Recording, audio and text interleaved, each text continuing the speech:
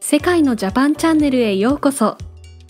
皆さんは家具の組み立てなどでネジやナットを使用したことがありますか？おそらく多くの方が一度は見たり触ったりした経験があるでしょう。日本はこうした一見普通に見える小さな部品を作る技術がとても高く、その凄さは世界中から認められています。今回は中国の高速鉄道に使われている日本製部品に関する話題と、このニュースを知った海外の人たちの反応を私、若葉いろはのナレーションでご紹介させていただきます。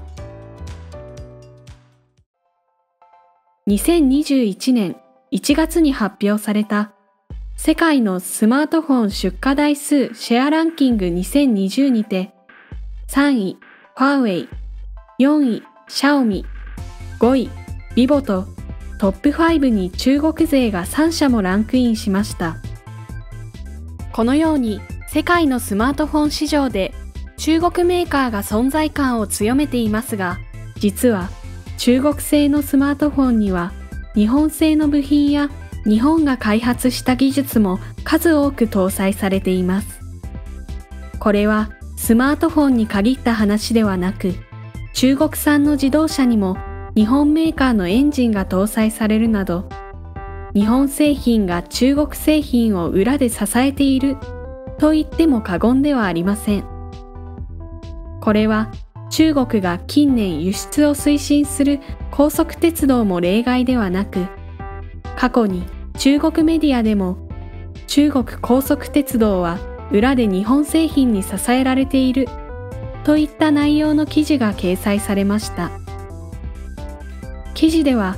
中国高速鉄道に使われている小さなネジは日本からの輸入品だと紹介。さらに中国は取るに足らないように見える一本一本の小さなネジを日本からの輸入に頼らざるを得ないのですと語っていました。高速鉄道は時速 300km 近い高速で走行する乗り物であるため、その振動は非常に大きく、普通のネジとナットでは簡単に緩んでしまいます。もし固定すべき箇所を止めていたネジが緩めば、それは乗客の命の危機に直結する問題にもなり得るのです。先ほどの記事でも次のようなコメントを述べていました。ネジは見た目はとても小さいものの極めて重要な部品。高速鉄道には絶対に緩まないネジが必要不可欠であり、この難しい問題を解決したのが日本企業なのです。日本企業のネジは新幹線はもちろんのこと、中国高速鉄道をはじめとする世界各国の鉄道でも使われています。この素晴らしいネジを生み出す原動力は一体何なのでしょうか。中国メディアはその要因を日本人の匠の精神だと考えているそう。記事の一文を引用すると、匠の精神には製品に高い品質をもたらす力があり、中国人の誰もが認めているところではあるけれど、新幹線に使われるネジのように多くの乗客の命と直接関係する部分にもこの精神が宿った部品が使われていることを考えると、匠の精神には計り知れない価値が存在しているとわかると述べられていました。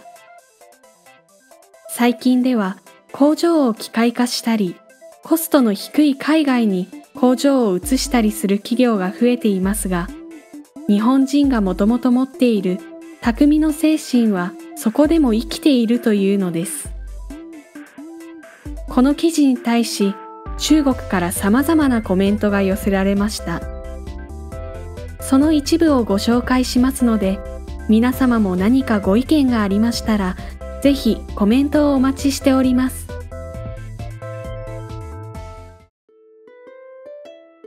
確かに中国製のボルトやナットはすぐに緩んで壊れるかもね。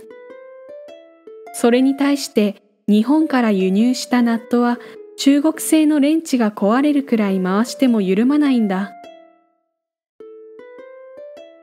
日本は技術に頼るけど、中国は資源に頼る。その精神が中国と日本の差かもしれないね。これは材料や技術の問題ではなく、気質や理念の問題じゃないかしら。日本人やドイツ人の気質はものづくりと相性がいいように思うわ。生真面目な性格は完璧な製品を作り上げられるから。中国人はある意味で融通が利きすぎるんだろうね。料理であれば中国人よりうまく作れる民族はいないはず。料理を作ることは自分の感覚に頼るものだからね。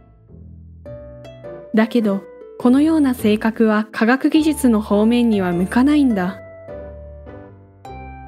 ナットの構造は一見単純なものだけど、今の中国の技術でできるものじゃないんだよな。日本製品並みのものを作るとしてもコストがとても高くなるだろうね。おそらく中国人でもやればできるんだろうけど、物事をやり遂げる気合が足りないんだと思うな。ナットは確かに重要だけど、人には適材適所っていうものがあるよね。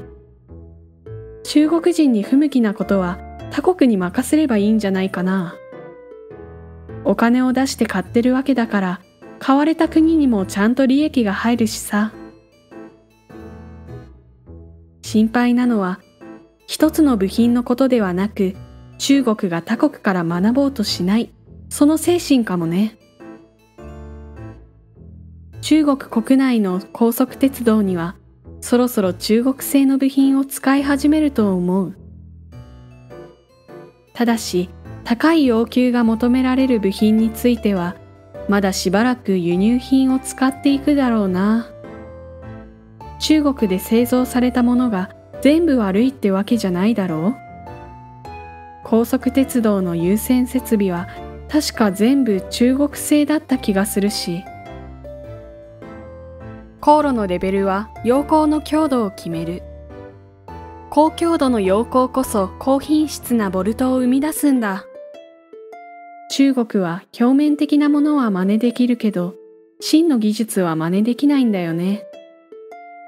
だからいつまで経っても中国製品に対する信頼度が上がらないんだ。以上が中国の人たちの反応です。性格上、中国人には作れないと割り切った意見や、なぜ自国はネジ一つまともに作れないのかと肩を落とす発言も見られましたね。ネジやナットといった部品は一見単純なものに見えるでしょう。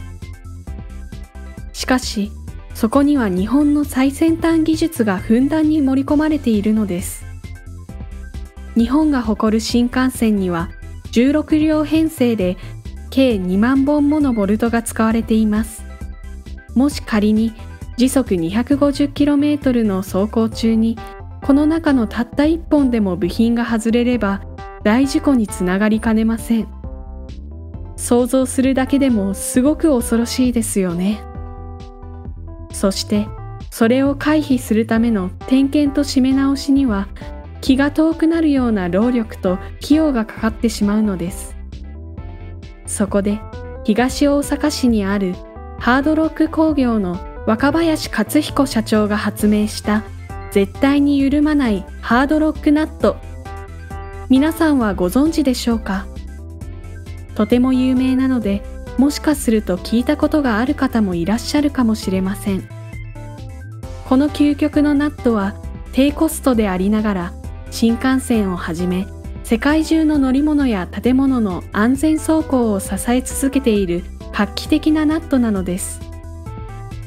若林さんがナットと出会ったのは会社員時代の1961年。大阪で開かれた国際見本市でサンプル品として持ち帰った戻り止めナットが最初の出会いでした。その後、数々の苦悩の末にハードロックナットを開発し、1976年に関西の大手私鉄から電力設備向けに採用され、その後、事業は急成長したのです。ハードロックナットは日本古来のくさびの原理を用いた構造になっているそう。その構造を最大限に生かすため、連結部分には変身加工した凸ナットと真円加工した大ナットの2つが存在します。この2つを組み合わせることにより、ボルト軸直角方向にくさびの原理による強力なロック効果を発生させるのだとか。オールメタル製で摩耗箇所が少なく、市販の工具で簡単に締められるのも魅力です。ハードロックナットは世界一厳しいとされるアメリカ航空規格の振動試験にて優秀な成績を示しました。価格は普通のナットの4から5倍ですが、一旦締めればメンテナンスはなんと不要。これにより保守点検に必要な費用を大幅にカットできるのです。ハードロックナットはヨーロッパ、イギリス、ポーランド、中国、韓国の鉄道で採用され、台湾の新幹線でも開業以来人身事故ゼロを誇っています。鉄道のほか、日本では世界最長の吊り橋である明石海峡大橋や自立式電波塔として世界一である東京スカイツリーでも採用されているそうですよ。また、アメリカのスペースシャトルの発射台や海上掘削機など世界各国で使われています。さらに、世界最大の航空機メーカーであるアメリカのボーイング社、ヨーロッパのロールスロイス社からも引き合いがあり、現在は航空機向けにナットの軽量化に取り組んでいるようです。発明家であり、社長である若林さんは、ハードロックナットが世界的な商品になった今も、技術革新に余念がありません。作業の効率が上がるスペースロックナットや、軸受け用の緩み止めナット、ハードロックベアリングナットなど、今でも新商品を次々に開発し続けています。このように歩みを止めない姿勢が新たなものを生み出していくのかもしれませんね。さて、今回は中国の高速鉄道に使われている日本製部品に関する話題をお送りしてきました。日本の新幹線や鉄道などで事故が少ないのは、職人たちの絶え間ない努力によるものだということがお分かりいただけたかと思います。たったネジ1本、たったナット1個と思われがちですが、されどネジ1本、されどナット1個でもあり、多くの人の命を奪いかねない大切なものです。現時点では日本製品に頼っている中国ですが、今後、自国での開発を進める可能性があります。安く、早くを優先するあまり、低品質になり、大事故を起こしてしまっては意味がありません。日本の職人の精神や技術を見習って真摯にものづくりに取り組んでいただきたいですね。いかがでしたでしょうか。ちなみに私は家具の組み立てなどが苦手で、大概ネジを締め忘れている部分がいくつかあったりするのですが、皆さんが今まで組み立てた中で一番大変だったものは何ですか？また、部品作りに携わっている方などいらっしゃいましたら、ぜひ日本製部品の良さをコメント欄でたくさん自慢してくださいね。最後までご視聴いただきありがとうございました。動画をご覧いただきありがとうございました。グッド評価、チャンネル登録の方もよろしくお願いします。またのお越しをお待ちしております。